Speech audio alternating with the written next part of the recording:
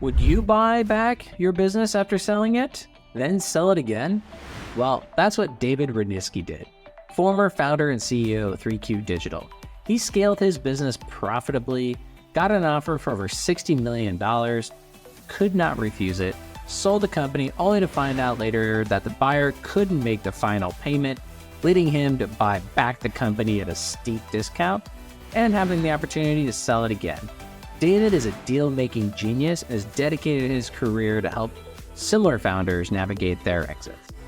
Well, this is what we talk about on episode 52 of Fundraising Demystified, the show where I interview founders and investors that are actively raising or deploying capital in today's markets. I'm your host, Jason Kirby. I've built and sold multiple companies across multiple industries as a founder, operator, investor, and this show is meant to uncover what's actually happening in the private capital markets and help founders and investors make better capital decisions.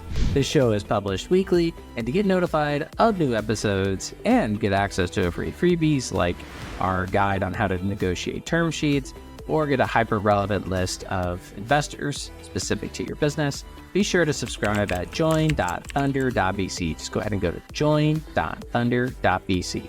Now, on to the show. Welcome back to Fundraising Demystified. Today, we have David Rodnitzky with us, former CEO and founder of 3Q Digital. Welcome to the show. Jason, thanks for having me. No, David, I'm really excited to have you. You have a really unique background and story of how you built a company, you sold that company, saw an opportunity to buy back that company, and then later sold that company. And so you kind of have this unique transaction history. You managed a ton of money. It was a marketing agency. You managed billions of dollars in ad spend, done hundreds of millions of dollars in transactions. I think you're going to have a fascinating story to share, but I'll stop talking and let you kind of just speak to, what is your story and kind of how did you end up to where you are today? I started out, I graduated from law school back in 1999 from the University of Iowa, from Iowa originally. Moved to the Bay Area, San Francisco Bay Area, because I didn't want to be a lawyer and I didn't want to be somewhere without mountains. And I happened to have a best friend who was living in the Bay Area. So came out to the Bay Area. It was 1999. It was the first .com boom. Companies were hiring warm bodies. And there was a company called rentals.com that hired me to be manager of strategy, which meant absolutely nothing. And I just kind of did a lot of market research for them, competitive strategy. And at some point, about 6 months into the gig, the director of marketing quit and there was no one to do marketing. And the company had a $25,000 a month retainer with a brand agency and a $25,000 a month retainer with a PR agency. And I said, I can do this. I had no idea what I was doing, but I took over and I got pretty frustrated with both agencies because I didn't see any real ROI from what they were doing. And then I discovered a little company in Pasadena, California called GoTo.net, which was the first company to do pay-per-click advertising when you only get charged if someone clicks on your ad. And I basically took all that budget from the $50,000 a month from these agencies and threw it into this GoTo.net. And I went from getting no measurable traffic to getting hundreds of thousands of clicks for like 3 or 4 cents a click. I just was hooked. I was like, this is really going to be the future of marketing. So the next 7 or 8 years, I just doubled down on learning everything I could about this world of pay-per-click marketing, also known as search engine marketing. Obviously, Google then came along. Google adopted this as their standard for how people bought ads on Google. And around 2008, I had been working for client side 7 years, and I was just kind of tired of having to be involved in politics and working with other people's businesses as an employee. And I was traveling to India once a quarter for this one company, and my wife was pregnant. It's not a good idea to be in India when your wife's pregnant, I guess, unless you live in India. And so I just quit, and I didn't know what I wanted to do, but I knew I didn't want to work for another company. And I started an agency, basically. Initially, it was a consulting firm, but people kept asking me for help, and I realized I could hire some folks. And started out as a Google advertising agency and then gradually expanded it into a much larger agency than that, as I realized that I was getting clients who are saying, we want one throat to choke. We want multiple services with one company, not just being really good at Google advertising.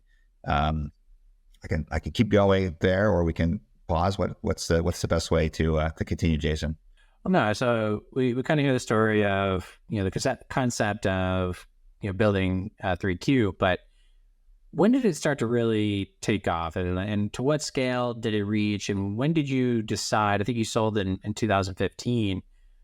Walk us through that journey, getting to that point of selling it, and kind of what the decision process was at that time. Yeah, I mean, it took a while to scale. 2008, the first year I was in business, I probably did $100,000 of revenue. It was really just me in a coffee shop. 2009, we probably did $500,000 of revenue, and I think I had one or two employees. And I moved from a coffee shop to like a WeWork. And then 2010, we're up to about $1 million of revenue, and I got a 600 square foot office and a lot of remote workers. So it was growing very sort of organically, I guess, but not super fast.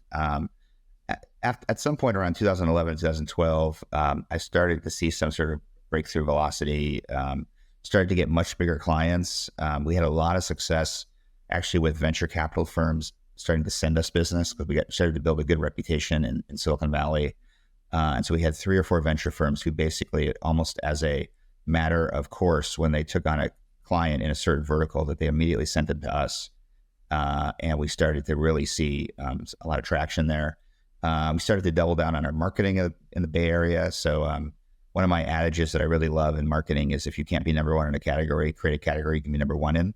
And so for me, I realized I'm not going to be the number one agency in the world, but maybe I can be the number one something. And what I decided was, I think I can be the number one performance marketing agency serving venture-backed clients in the Bay Area. And so we really sort of started to build that reputation. We attended every conference we could, and marketing in the Bay Area, we spoke on it. We did billboards on Highway 101, which is the thoroughfare of Silicon Valley. We did ads on NPR's Marketplace. We held a client conference at the Giants Stadium and invited potential clients, and basically got to the point where we really became the de facto choice for companies that were particularly in SMB SaaS, direct to consumer, and then companies that were doing anything on social media. We were getting all that business. And so in 2014, we acquired a smaller competitor, which I can talk about. It was an all equity transaction, but there was a local agency that was similar to us, but a little bit smaller, that we brought it under the fold for all equity. And then in 2015, we started getting a lot of interest from potential acquirers. At that point, we were probably about 15 million top line, and maybe not a lot of bottom line. We were really optimizing for growth, so we were probably doing about $2 million of bottom line at that point. We had just people calling us all the time saying, "Hey, we're looking to fill this need for a performance agency." We weren't really serious about selling, I guess, but we were serious enough that we hired an investment banker, and we basically said, "Let's just, you take all these calls. I shouldn't be spending my time, talking to companies. You take the calls." And he took all the calls, and at some point he said, "Look, there's enough people who are calling that I think you should at least hear them out." And so we decided to run what I describe as a mini process. So rather than running a full process where you send out, a 60 or 70 inquiries to people who have maybe not even reached out to you, but you just think are good fits, we really only just reached out to the 6 or 7 companies that were already banging on our door. One of my adages is, great companies are bought and not sold. So I felt like we had some leverage by saying to all these companies, "Look, we're not for sale, but if you really want to buy us, give us an offer that we can't refuse." And so we did the mini process in 2015. Who ended up buying you in that? And what was that process like? So you kind of you're flattered, you got some inbound interest, you get the iBanker involved. And at this point, did you start seeing like tons of offers? Was it difficult to actually get LOIs on the table or term sheets on the table? Kind of what was that that interim process before you actually ended up selling? Yeah, so we reached out to the 7 folks that had expressed interest, and we ended up getting 3 IOIs or LOIs. I mean, I guess you'd say they were IOIs, really, maybe is a way to describe them. They were pretty different offers. There was like one that was, I think, a publicly traded agency. There was one that was a privately held agency, and there was a third that was a strategic that was publicly traded. And I guess one of the things that was sort of very interesting about this transaction was that, I've always like thought about like the world of real estate where, if you put your company up or if you put your house up for sale, and it's raining out and there's 6 other houses for sale on your block that week, you might get a very bad offer. But if it happens to be super sunny and there's no other houses for sale in 20 miles, you might get an outsized deal. And so I think that often happens with transactions in M&A. And in our case, we got really lucky because one of the companies that was bidding for us, a publicly traded company, and they had announced to the street they were going to make an acquisition, I think in Q4 of 2014, in the performance agency space. And Q4 of 2014 came and went, and they had a prospect I think they were trying to close. It didn't close. So now they're a quarter behind what they had promised the street, and they're starting to feel pressure from investors. So we were their next target, and they basically came in and they bid really aggressively to win the business. It's publicly available information, so I'll share that. We were at about, again, we were like maybe $2 million of EBITDA, and with adjusted EBITDA, maybe we got up to like $3 million or something like that.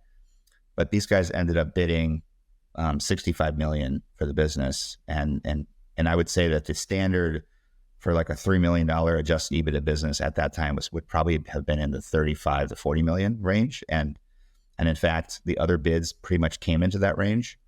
But it just so happened that it's better to be lucky than good sometimes, that we had someone who just needed to make a deal for a variety of strategic and market reasons. And it was kind of a no-brainer for us to accept the terms of that deal. Now, there were some aspects of that deal that turned out to be a little bit precarious for us, which I can talk about. But from a top line number, it was hard to say no to a deal that was literally 50% greater than any other bid that we had. Yeah, that's tough to say no to for sure. And, obviously an exciting moment when you kind of get that opportunity. But, when it comes down to negotiating, just for our audience, just to have that kind of insight of like, what does it look like when, all right, sure, you get that $65 offer, and everyone usually is kind of wow and dazzled by the top line number. But as you kind of alluded to, it sounded like there might have been some strings attached. So, walk us through kind of what that was like and what were some of those strings that were attached. Yeah. So the biggest string that was attached really was that about 55% of the value was in an earnout, and that earnout was a 3-year lump sum earnout. So, so we had to, work really hard for 3 years and then try to get to the end of that and get the full amount. In the negotiation period, we had a lot of, as you always do, a lot of contentious back and forths. And we were lucky, I think, to have a CEO on the other side who was really wanted to get the deal done and was a really fair-minded person. That said, and I really connected with their CEO. That said, there were a couple times in the deal where he was like, "Look, David, I'm on your side. Trust me, I will get this. I will make sure that you're treated well on the other side of the transaction." And I said to him, sort of as a joke, I said, as my rabbi has also often told me, trust in Allah, but watch your camels, which I think is kind of a good rule of transactions, which is, I said to him, look, I trust you, but you might be gone in 6 months. And the new person's going to come in and say, well, I don't know what conversation you had with the old guy. And in fact, that's actually what happened. He was under a lot of pressure to turn this business around. And about 3 months after they closed the deal with us, he got fired and a new person came in. So my biggest lesson from a negotiation perspective is what I already said, which is like, don't leave anything to trust. Everything, if it's not in the document, the deal document, don't do it. But the other issue, the big sticking point in that negotiation was this earnout that was based on 3 years of performance on our part. And, that turned out to be a very consequential term, because we got towards the end of the 3-year term for the deal, and we got approached by the management team of the company that bought us that said, listen, we would love to renegotiate this earnout, because we were at 100% of the earnout. We hit 100%. We essentially had to double the business in 3 years, which we did. I should also say one of the other points that I made to the acquirer was I said, look, if we're going to have a 3-year lump sum earnout, and that's the majority of our compensation on this deal, we need to have full control until you pay us the earnout. So I said, we're not merging our accounting teams. We're not merging sales. We're going to keep our name. We're going to keep our offices. We have hiring and firing rights for our people. We can choose to negotiate whatever contractual deals we want with our clients. The moment that you pay us that 3-year earnout, you can do whatever you want. You can change your name. You can fire me, etc. So we got to the end of the earnout, and the acquirer said, listen, can we renegotiate this? Can we have like a 1-year extension to pay you what we owe you? And I wasn't super happy about that, but I was like, we negotiated a good interest rate on it. And I said, sure, we'll help you guys out. And then about 6 months after that, they said, hey, can we have another 1-year extension? And at that point I said, I think we'd rather just have our money and move on. And so we started to get into some more challenging conversations where they were really putting some pressure on us to consider changing the earnout. And at the end of the day, we couldn't come to an agreement. I said, no, I'm not giving you another extension. And they said, if you don't give it another extension, it could have significantly negative financial consequences for the business, which could hurt you, because we were essentially unsecured creditors, which is another topic we could talk about being a secured versus unsecured and whether it even matters, because sometimes you can call yourself a secured creditor, but like a bankruptcy court would declare you an unsecured creditor. So anyways, the only way we ended up solving this was deciding to say, listen, you have to put us up for sale. Then if you put us up for sale, we'll get the proceeds of that will go to pay our earnout, and you can be absolved of your obligations. So that's what we did. That's some fair deal making. Kind of given the fact that like clearly there's something going on. Maybe they're not able to get the money to pay you guys, which needs to happen. You guys start feeling that out. So it sounds like you handled that negotiation. Kind of you're probably glazing over the immense amount of intensity of those negotiations and the back and forth and the lawyers and all that, the true chaos that happens at some of these deals. But manage the outcome, put it up for sale. And then actually, is it true that you were the one that ends up buying you back? Is that how that worked out? Yeah, that was not my intention. I actually flew around the country to my biggest competitors and I presented them. And I said, listen, this is a deal, great deal. I know exactly how much you have to buy us for. And the value of the company would be worth 2x in less than a year, because we're turning the ship around in terms of EBITDA, and things are looking really strong. I couldn't get anyone to offer what I thought was a very, very good deal for the acquirer to buy the company. So at the end of the day, I went back to the parent company and I said, listen, we will make an offer to do a management buyout.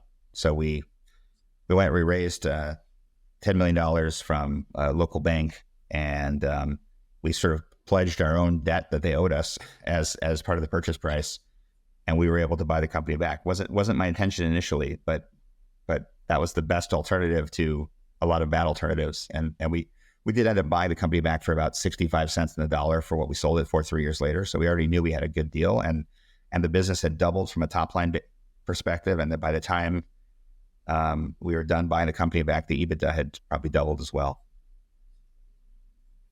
So masterclass and deal making, albeit maybe not the underlining original strategy going into the the boardroom, but still a good outcome and net positive for you. Their mistake for maybe doing a deal is bigger than they could take a bite out of or chew, and then you guys get to kind of rescue the company, and from there, so that's a several year journey over the midst of this. You built this great business, but kind of how are you feeling towards post-acquisition? Because you had another transaction where you brought in some other investors, and then eventually you sold it again. So, kind of give us the cliff notes of that.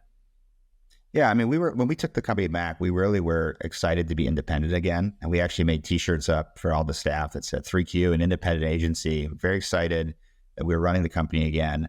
We had a lot of success immediately, juicing the EBITDA and winning some big clients. And then the same thing happened to us as before, which was we got all this inbound inquiries from companies that, oh, you're back on the market and you're 2 times as big. We'd like to talk to you. And so we ran a mini process. We didn't really include companies that were just, we didn't send out 60 sims. We sent 7 or 8, the people who had talked to us already had an investment banker. And we ended up getting a really good offer from a combination of 2 family offices in Chicago that, wanted to buy the business and also wanted to, sort of add some capital and expertise that they thought could help scale the business. And so we were only private again for about a year. And then we accepted the terms to become part of you call it private equity or a family office led business. And then at that point, about 6 months into that journey, the company was already at about 500 people, doing high eight figures of revenue, if I get my figures right, and in the tens of millions of dollars of revenue. And I started getting a little bit tired. I've been doing it for, I guess, 11 years. And I also really honestly felt that the business was getting a little too big for me. I felt like I was more of a early stage or mid stage founder as opposed to an enterprise founder. So I found a guy to become a COO, and then very quickly promoted him to CEO. And then I became a board member and strategic advisor to the CEO until 2022, when and that guy did a fantastic job. He literally, I think, tripled the EBITDA in probably 2.5 years. And we sold it to private equity backed holding company called Dept in Holland. And at that point, as soon as we sold it to Dept, I became sort of an advisor, but basically not. And subsequently, I've left entirely. So I have an equity stake in the company, but I'm no longer involved in any sense in the daily.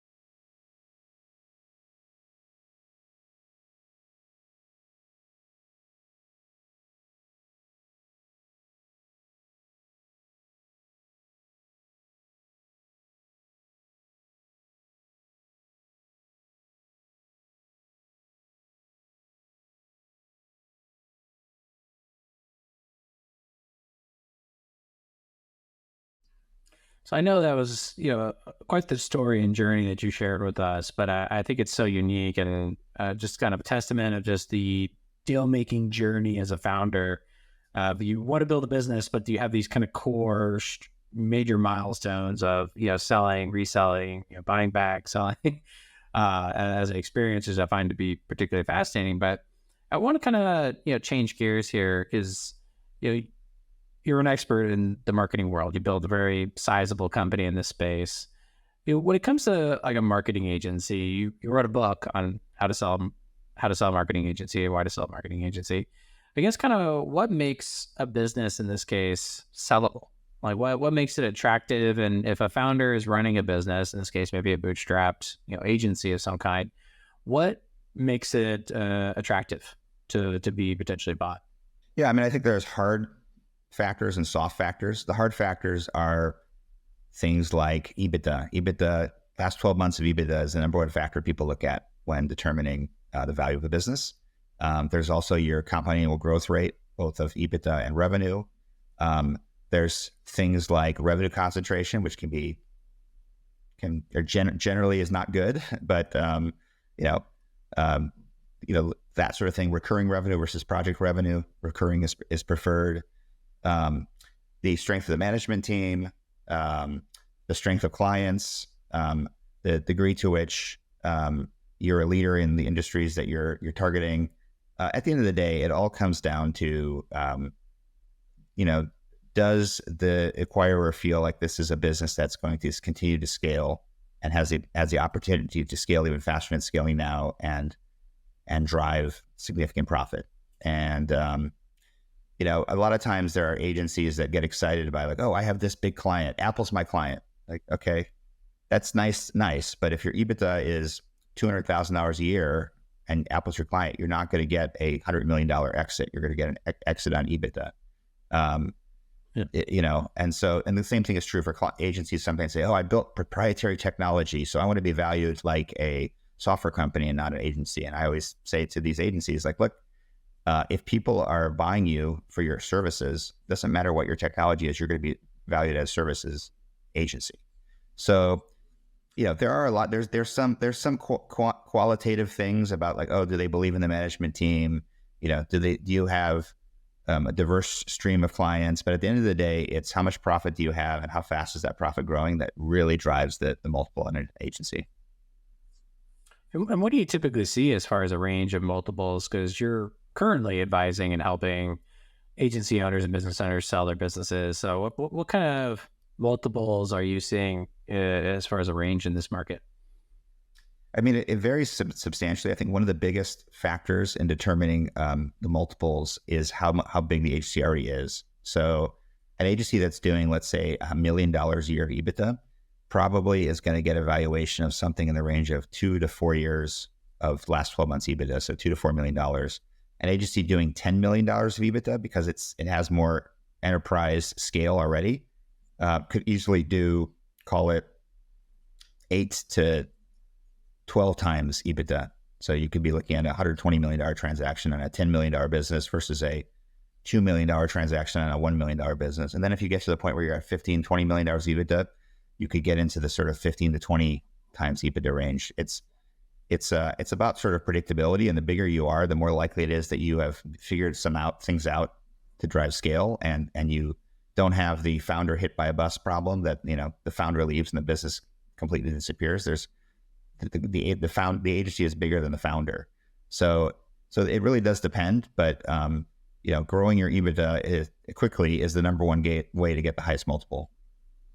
It's easier said than done, but a clear target that founders should be focused on. And when it comes to saying like, all right, I'm a founder, I'm ready to sell, whether I'm in the 1 million EBITDA or the 10 million EBITDA, how are these deals getting structured? You kind of mentioned your earnout. You got the way bigger top line number, but you had the earnout, which created a lot of complexity and ultimately caused what happened. But what do you typically see in structures, and how do you typically advise founders to, what structures do you typically recommend they pursue? I mean, the two most common structures in the agency space are either cash plus an earnout or cash plus a rollover. And so in the case of a rollover, when you're reinvesting your stock back into the business, I would say typically you're looking at anywhere from, call it 25% to 40% of the deal value being rolled back into the business in stock, and the rest given out in cash at closing. In the case of an earnout, it's there's usually no equity component. You're given cash up front, and you're given an incentive over some period of years to hit financial metrics, which usually are EBITDA growth, and then you get paid the earnout. I would say that people sort of generally say that earnouts have a higher chance of litigation for a variety of reasons. I mean, we talked about my situation where the acquirer literally couldn't pay the earnout, so that's an opportunity for litigation. But probably the bigger one is that it's kind of the Hollywood points deal. How like a movie gets made and they tell some producer you're going to get 2% of the profits, but then they never make any profits because they're doing a shell game when they're moving money from one movie to the next movie, and that could happen in an earnout too, where they say, oh yeah, we're going to give you if you double your EBITDA, we'll give you $100 million.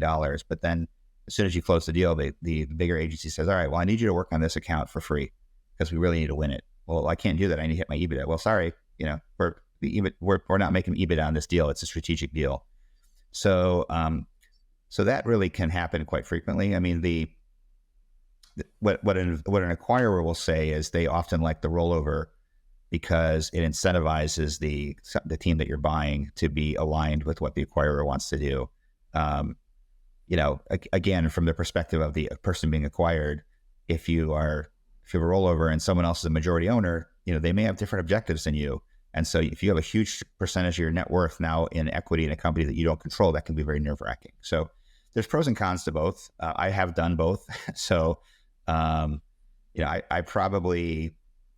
I probably prefer the rollover just because I think of all the sort of Hollywood points issues with earnouts and the fact that it was burned once, but there's no one right answer. Yeah, that's some really good advice for founders as they think about what might come on the table. Because again, so many people get caught up on just the top line number, but the intricacies of how the majority of it actually ends up getting paid out. And it's super common because as an acquirer, you don't really know what you're truly buying. At the end of the day, like the business could shut down, like anything could happen. So they want to de-risk it as much as possible. So it's kind of a give and take. Unless you just have an absolute killer business and it's bought for all cash, these deals can get usually, messy at some point. And I'm very much like top line, I think is an easy thing to kind of agree to in a kind of an earnout, but like EBITDA, profitability, there's just so many ways that the parent company can throw things onto your, like, oh, well, we need to share all the accounting expenses. Oh, we need to share all the legal expenses with you. You're like, I'm not using those. That's not associated to us.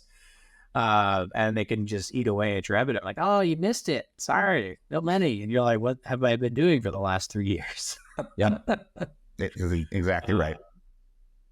Yeah. And so your experience in particular is marketing agencies, but marketing agencies, a target audience, a certain type of service, but it's a very similar business model to a lot of other types of businesses.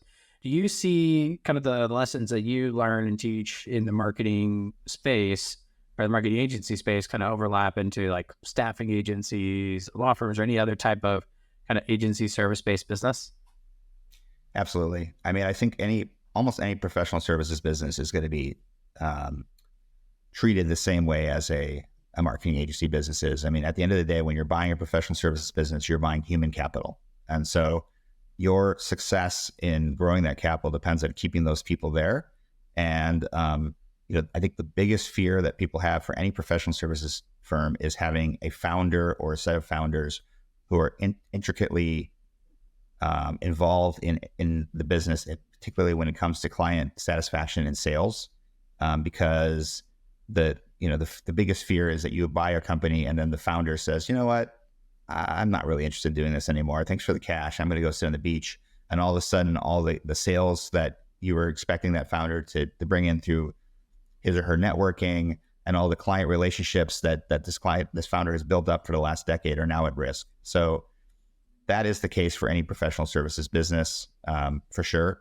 And that's also the other thing is that professional services businesses are valued on multiples of EBITDA as opposed to multiples of revenue, because there's no escape velocity, generally speaking, for professional services firms. You don't just apply a slightly better marketing campaign and go from 70% net gross margins to 90% gross margins. But you do see that in the software world. Software world, once you've built the product, once you've got the funnel going, that every new customer is pure profit. That's not the case in a professional services firm. The one thing I will say about professional services, which sort of state the obvious, is that some professional services firms do have this unique layer of regulatory requirement. So like in the case of a law firm can't be owned by a non-lawyer.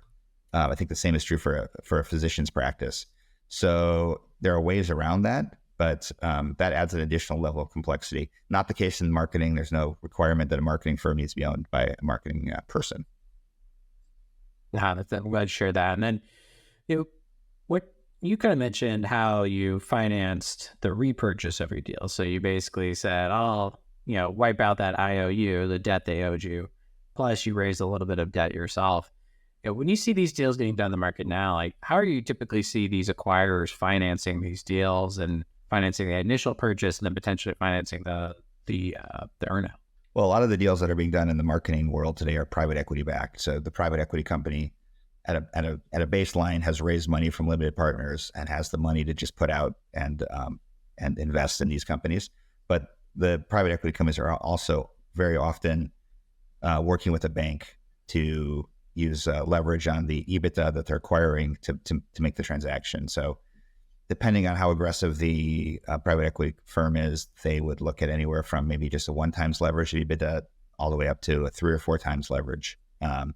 And if you do the math, as long as your debt payments don't spiral out of control, it can be a lot more profitable to take out a loan and pay the interest on that than it is to give up 20 or 30% of the company that you think is going to increase in value by 5x. So Typically, that's what we have been seeing a lot of. At the end of the day, it's then when you have good EBITDA in a business, it opens up a lot of opportunities. It opens opportunities for financing, for investing in the business, for building technology, et cetera. And that's what the best companies do. Yeah, that's fair. And that's typically what I see is about that 1 to 4x, EBITDA in terms of financing, and, finding those banks and lenders is, always something that's important to have those partnerships lined up before an acquisition. And also, kind of leads me to my next question. Like, what have you seen blow up deals? Like what when a deal looks like it's moving in the right direction and then, abruptly blows up or, is ended for any reason? I mean, the two experiences I've had, one is if there's a hiccup in the business. So if the company is sort of signed an LOI with someone and they're in due diligence and some bad stuff starts happening to the business, that they lose a big client, they miss target, something like that. I mean, acquirers can get spooked very quickly, and so anything that's out of the ordinary. I think another thing people have said too is if the finances aren't well organized. I mean, if someone starts going into the financial documents and says, "Well, wait a minute, why is this here? And why didn't you tell us this earlier?" I mean, that kind of stuff can spook an acquirer. I'd say another thing that I think can spook the acquiree is learning things about the acquirer that they don't like. So, like for example, in my case, I was about to sell to a large holding company that had a good reputation as a leader in the space, and I did due diligence outside of just asking their references for their opinion. I went to some people who had sold their business to that particular holding company that I knew personally, and one of the guys said, these guys only care about revenue, and anything that's not revenue producing, they don't support. So, for example, they don't think that staff training is important because it doesn't drive revenue. That was a pretty crazy thing to hear. And I just sort of could imagine my team, being integrated into this company and getting frustrated very quickly and us having huge attrition of our top talent. So I was on this sort of half yard line with that company, and I pulled back and I said, we're not doing the deal because that's just not going to work for us, being a company that's our reputation is based on having the smartest, most aggressive marketers in the space. So those are some of the things that I think can cause problems. Well, it's just commendable for you to go and put that extra mile into doing that research and doing that reference check and caring about the outcome of your employees. Is that you're handing over, that it's out of their control of who they get sold to, and, having your eye out for them and looking out in their best interest. Hopefully they appreciated it. It's always, hard to tell sometimes, but at least you're on their mind. I've dealt with that in the acquisition side when we sold to Walmart. I was just like, we had some key players we just cared so much about, and Walmart was like, nah, we don't need them. I was like, we won't do the deal if you don't take them. And it's one of those things where it's like, we would still do the deal, but we really, really don't want to without them. And we just pushed hard enough to where we were able to kind of push the line just over the hump to where we got to keep everyone. And that was so helpful, just because morale would be destroyed if we lost those people. Then they're expecting us to ramp up like crazy, and so that's such an important thing to kind of, as founders, think about. More than just money. Sure, you can get a big number, and so it's a breathing organism essentially with all these different moving pieces, and you got to make sure it's all taken care of. To that point, Jason, timing is everything in negotiations, and in your example of the employees that you think are important to keep, prior to signing an LOI, when you've got 6 different contenders, you have a lot of leverage as a seller. And so you can say to them, look, I'm going to put this in the LOI. These 6 people stay with the company. After the signing of the LOI and before the deal is signed, you still have some leverage. Now you're only dealing with one company. So they know that, like, if this deal falls apart, it's going to look bad because it looks like you chose someone that didn't work out. But still, they want to get the deal done, and you're still negotiating the terms. So that's still a good time to sort of use some leverage. But after you close the deal and the deal's signed, your leverage is whatever the contract says. And so if you didn't protect those employees and they say, well, yeah, we own the business now, we're firing these 6 people, it's gone. So I recommend to people frequently, like, especially in the LOI stage, make the LOI as comprehensive as possible. Any sort of hiccup, any concern that you have, put it in the LOI. Make the LOI 5 pages, 10 pages long. A lot of people sort of have these LOIs that are like a page and a half. They're just kind of fluffy, like, we're going to give you this much money and you're going to have a 3-year earnout and that's it. But that's when you have the most leverage, because you have other alternatives to that deal. Because once you kind of sign that, you go exclusive, you can't just bring someone else back to the table. And so it looks bad if you go exclusive and it doesn't deal doesn't happen.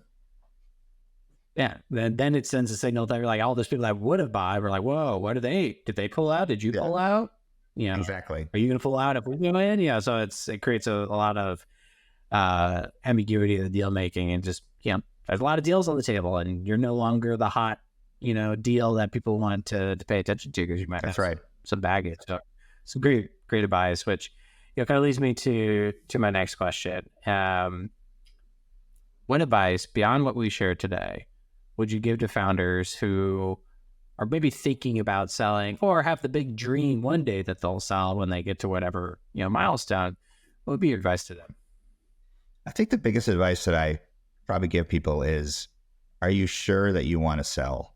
And I think that when you are building a business and someone dangles a 7 or 8 figure offer in front of you, the first thing that you think about as a founder is, the beach house in Jamaica or something, and having to never worry about finances again, and this being sort of a life affirming moment for you. And that all of that can happen and can be very positive.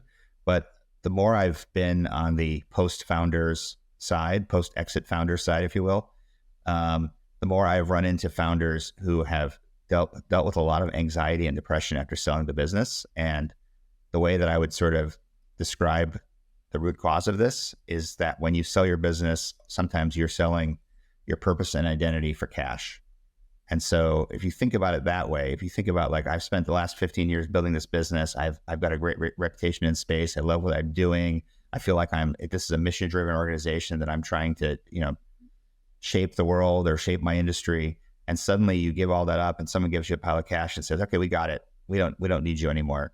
That can be very challenging. I mean, it was challenging for me. And I've talked to founders who have made transactions in the billions of dollars, who have had the same challenge. So I'm not saying that this means you should never sell, but I think it does mean that you should really do a sort of a pros and cons analysis of what's important to you and what do you want to get out of the transaction, before you just take cash, because it's a lot of cash. I think that's incredible feedback. And as we're both a part of the post-exit founder group, and there's a lot of dialogue of this. So now what? Maybe you go on the sabbatical, you take the break, but then you're like me, I was like idle hands. Like, I can't sit and do nothing. I got to create, build, add value. And it's a great question to ask yourself of, one, is now the right time? And 2, should you sell? And what happens after you sell it? Having that reflection, because you'll have a lot of people maybe pushing you to sell because their incentive is to get a big check.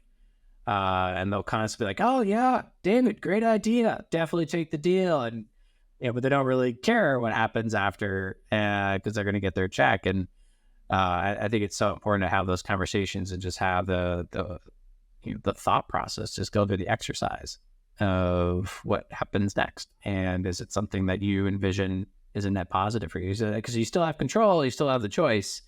That's the best time to leverage that. Well, David, it's been a phenomenal conversation with you, but I do want to call out the fact that you do have a book. Can you tell the audience a little bit about the book and what they can expect if they were to read it? Yeah, thank you. The book is called Selling Your Marketing Agency. So very straightforward title. And yeah, the idea really is, I feel like I learned a lot on my own dime during the 3 transactions that I sold, the 2 transactions where I was part of buying a company. And I do feel like one of the crazy things about being an acquirer or a seller of a business is that for you, this is the most important financial transaction of your life. And it's your first and only time doing it. And for the other side, it's usually something that they've done many times and that this is their full-time profession to buy companies. And so you're at a really significant disadvantage for that reason. So I tried to write a book that would level the playing field and basically make it so that if you own a marketing agency and really a professional services business, you can read this book. And when you go in and you talk to the investment bankers and the lawyers and the accountants and the corp dev people at these acquiring companies, you are a little bit more of a level playing field. And the chances are that you're not going to make these same mistakes and you're going to come out with a good outcome. So it was a labor of love. And I think it's pretty valuable for anyone in a professional services business to check out. And it's obviously available on Amazon. Sounds like a good read, and I'll be adding that to my list. And then, you are helping, it's beyond just the book, but you're also helping founders navigate this as kind of like now you're post-exited, you're kind of out of the business now. This is something that you do day in, day out, helping founders navigate this, correct? Yeah, so I started a little consultancy. I just changed the name to davidrodnitzky.com because at the end of the day, it's never going to be a big agency. I don't want to have 20 people working for me. It's just me. And at the end of the day, my objective is either to help companies, agencies scale their business. So how do you sort of go break through some of these challenges to really become a big agency? Something like 94% of agencies have less than 50 people working for them. So getting to that 50, 100, 200 range is challenging. And so I've done it, so I can help with that. And then when a founder is ready to sell the business, I can provide consulting that sort of keeps the investment bankers honest. And I have my law degree, even though I can't say I practice law, but I can look at contracts and I can share my experiences as to which contractual terms are the ones that need to be massaged the most. So that's something that I'm always happy to do. If there's an agency founder that wants to figure out scale or sale, I can be helpful. I imagine you would be an amazing asset to have at the table in those discussions with this experience that you've been kind of back and forth on. So, David, it's been an absolute pleasure having you on the show. Where's the best way for someone to learn more? You mentioned your website, but is there, LinkedIn, Twitter, or X, I should say, that people can follow you or learn more? Yeah, I mean, LinkedIn is the only real network that I'm active at. And I think, so that's it. That's a good way. And then the website, if you can figure out how to spell my name, which it's Rodnitzky, not S, so davidrodnitzky.com. There's a contact us form there. I'm happy to talk to anyone who wants to talk about how they can sell or scale their business, or just have some general questions. I'm happy to go back and forth on email. Fantastic. Well, we'll make sure to put those in the show notes. And thank you for being on the show. Thank you for sharing your story. And thank you for sharing such valuable insights that I know our founders will greatly appreciate. Thanks, Jason. And thanks for doing this. I think this is a real valuable resource for the community. I appreciate it. Thank you for joining us. Thanks for listening to the show today. We hope you learned something valuable. And if you did, be sure to let us know in the comments or by hitting that like button. And if you're a founder looking to raise capital, then join us at Thunder.vc. We provide a free tool to help you identify which VC, family offices, or lenders are the best fit for you using our AI. It will save you a ton of time from chasing the wrong investors. And since launching our free tools, founders that have joined our network have gone on to raise over $1 billion in financing. Again, you can find these free tools at Thunder.vc. And as a reminder, we release new episodes every week, so stay informed by subscribing to our newsletter at join.thunder.vc. Again, that's join.thunder.vc. And if you or someone you know has recently raised a round and want to share your story, please email me at jason@thunder.vc. And that's our show. We hope you enjoyed it, and we see you next week.